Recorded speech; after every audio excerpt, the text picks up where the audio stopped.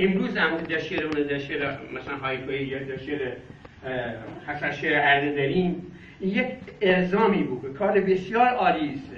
ولی شاعر همیشه توی نوستالژی خودش تو بخش این خودش جادو میسه و وقتی همین تو مقوله شعر گیلکی، یعنی اون مسیدان اینا مثل سرباز دیچه ایستن، اون واژگان، اون تمثیلان، نمادان، اساطیران، افسانان و هر چیزی که این شعر سرزنن، یعنی چون مسابقه کاری شاعرن.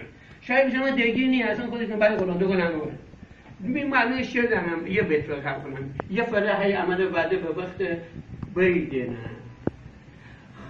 تاریک فاپون من هی عمل مغیدنه.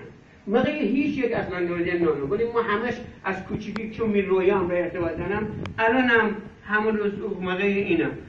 مغی این منشور خورشید شما در نظر بگیرین، یک پنجره‌ای که لجون